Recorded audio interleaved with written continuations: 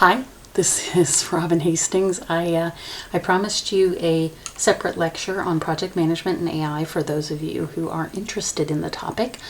I apologize for the lateness of it.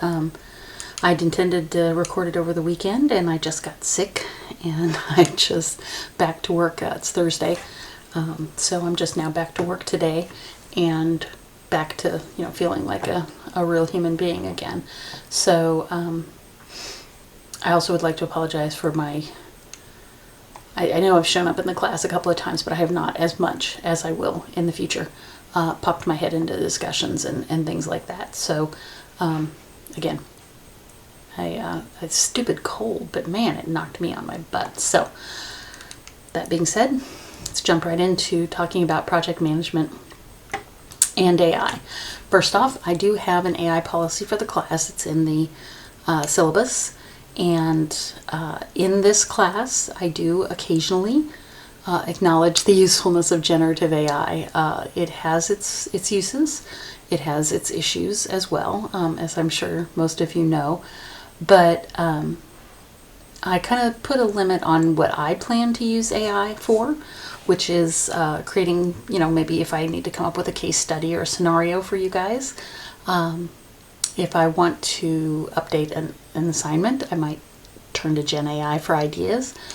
I will not use it for grading or providing feedback to you guys. I will not share your work with any of the AI big ones. ChatGPT is the one I use most often, but I also use Gemini. So I will not be doing that. You guys are welcome to use AI as a tool if you would like to help brainstorm. I think AI is amazing with risk identification because it has all of the words from the entire internet on it, practically, and it can come up with perspectives that are not what I would come up with. So I find it useful for doing things like brainstorming or coming up with risks for different projects or whatever. You can use it to consider ways to manage time, money, resources, etc. You can use it to create documents as long as your inputs are human and your outputs are human. So AI can certainly be used in the middle, but it is not appropriate for drafting something with no feedback from you. So that's just the boundary at which I put the line for this class. So you're welcome to contact me at any time if you have questions or want to know if anything is acceptable or not. Happy to discuss that with you. So some of the things that I've already mentioned, the brainstorming, the risk management, outlining scope boundaries. If you enter in your project, it can help you find the boundaries of the scope of your project and how big you want your project to be, what is out of scope, so that you can define your project a little more cleanly. And then there's also stakeholders and other interested parties. You might find that it can come up with ideas of people to add to those stakeholder lists that you might not have thought of. Again, just things, a different perspective maybe, perhaps. Also, document creation. I use it to create a charter for new projects. It's got my template. I have chosen and tweaked a template that I found online that I like to use for my initial project charter, and I have that in my note vault.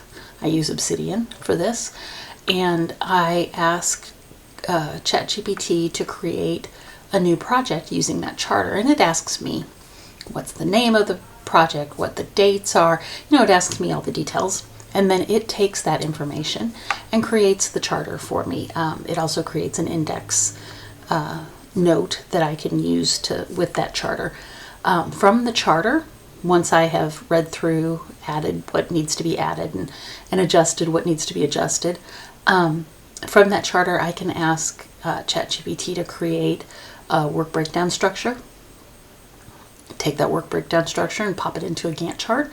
These are all things we'll be talking about in this class, so if those terms don't mean anything to you now, they might later. So that is how I do it. If you, that's the initial template is human created. The final result is human tweaked and read. It's just the AI puts everything together for you in a format that you have chosen. So, as always, there are warnings with AI. It can be confidently wrong. Require sources, check them when asking for information. AI is not a search engine. It is not intended to work as a search engine. It does not do a very good job as a search engine. It is for more creative thinking as opposed to searching or finding information, because it does not do well with that. It's never a replacement for your judgment. You need to make the final decision on just about everything. I advocate a human to AI human workflow. I've talked about it throughout the last 6 minutes. It's human creates, AI enhances, suggests, helps, and then the human edits and finalizes. So the AI is never said, you don't ever go write me a draft and then that's it.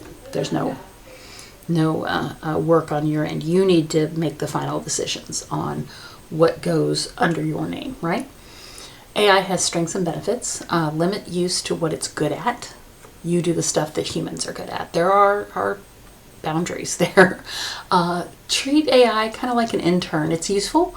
It can do basic things, but it's not fully trusted. You would look over the work of an intern in your office or library. You should probably look over the results of an AI thing, whatever it is it creates, a document, a picture, whatever it is. You should treat it like an intern and not trust it fully.